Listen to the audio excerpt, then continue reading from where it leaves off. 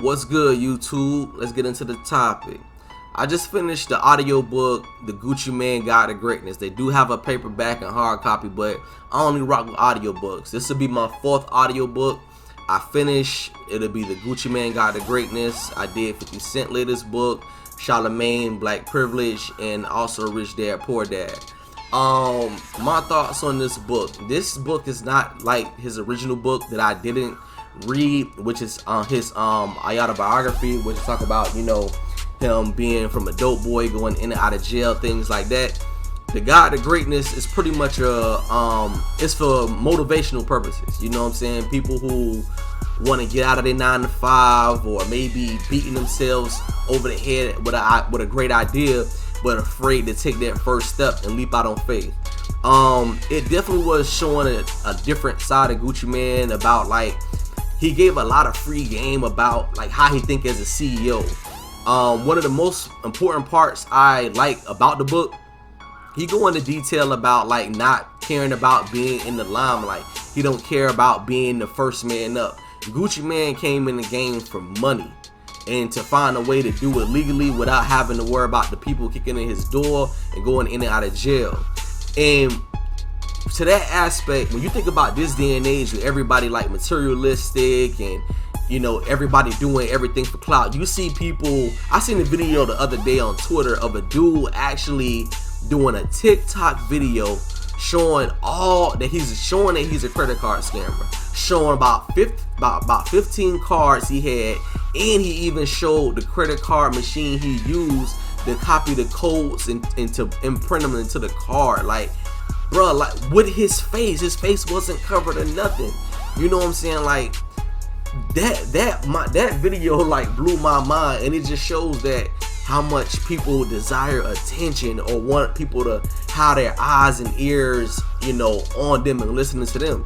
And what Gucci Mane was saying is that, you know, he didn't like the way when he rapped and made music, he knew he had some kind of talent there, but he had the story and background that matched a rapper. He was one of the rappers that, you know, a lot of people be saying they live this way, but you can prove through Gucci Mane rap street and his respect in the streets that he was actually doing it.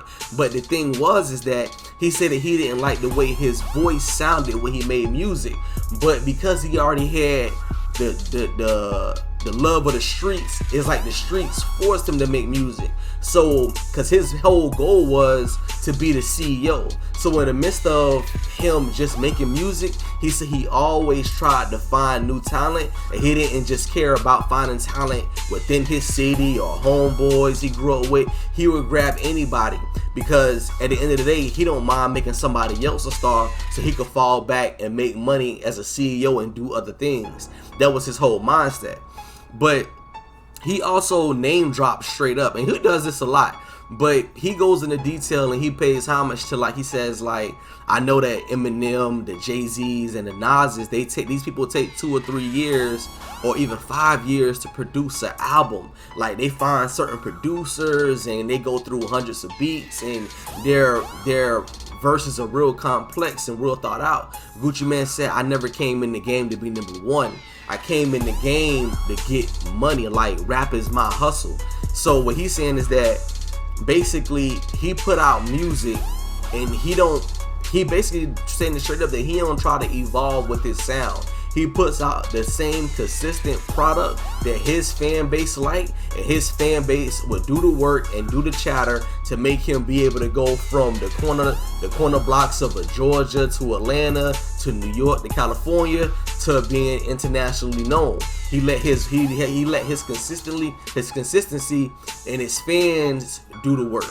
And that's the smartest thing, because that's like saying that he pretty much stays true to himself, because he knew off the back that he never came in the game to be this lyrical miracle, or he said it straight up that he don't even care where people rank him. He don't care about the barbershop talk and all that, because he say that's not where his respect lies. He say ain't no man gonna touch him or punk him out. That's what that, you know, that's that old Gucci when he was speaking like that. You know, he not gonna let no man disrespect him, but he don't care about where strangers place him in the top 50 list or top 100 list or top 10 list in rap. That's not his goal. That's not his intention. You know what I'm saying? Basically, he's saying that bro, I was able to sell dope, live a life, and went to jail in and out for different kind of charges, and now I get to be this healthy, rich, multi-millionaire who helped make other people become millionaires. You know, the Young Thugs and other people, Waka Flockas. He put these people on, and these people have gone on that got other artists to make them millionaires. Like it's one thing to like, I can't even imagine being a millionaire, let alone being the person that led somebody else to making them become a millionaire, and they pretty much continue that chain on to make other millionaires. Like, that just gotta be a different kind of feeling overall.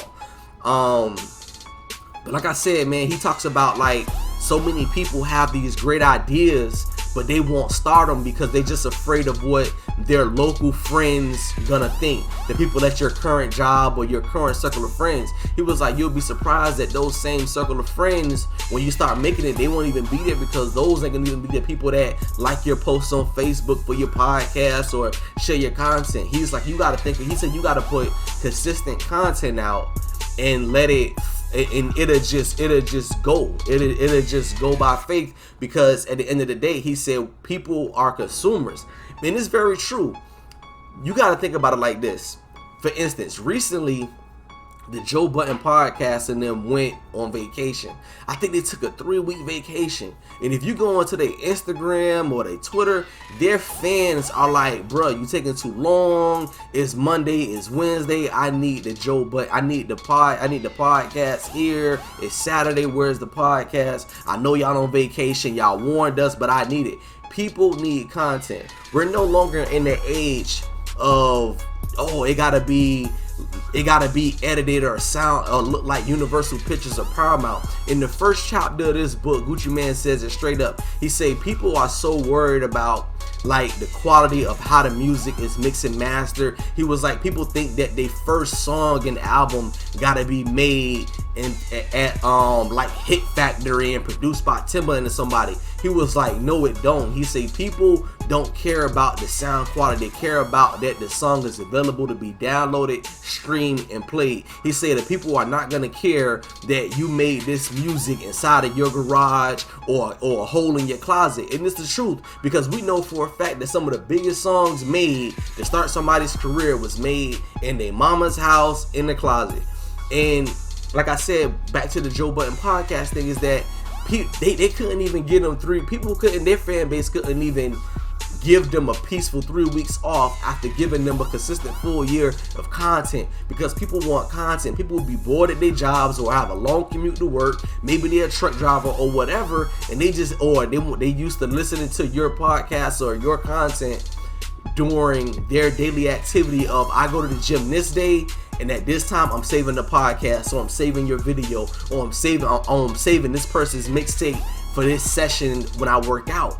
And it brought me back to that mindset that Gucci Mane had, brought me back to that same documentary that BT just did with Master P, when he was like, I didn't come in the game to be the best rapper or go against anybody.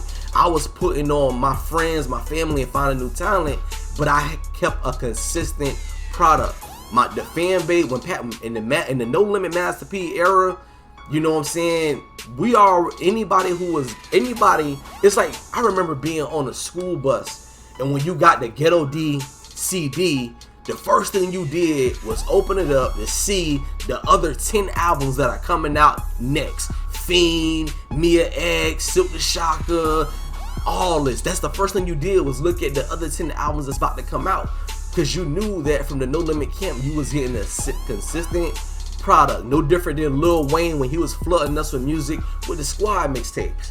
But I think that if you having that hustler's ambition, and you tired of that 9 to 5, and you looking for something motivational to get you in a different way of thinking and get you into that, to get you locked and loaded into that CEO mindset, I highly recommend you try the Gucci Mane Guide to Greatness. It's a lot of things about confidence and how to avoid the fears of the haters in the comment section and this, that, and the third. Man, he goes into details about all that, and just how to move around people. And he even breaks down some numbers of like like this, like how sales move versus him and major artists, how his sales move and how he do his math for his contracts. Man, it's a lot of free game in this book, bro. I really mess with it.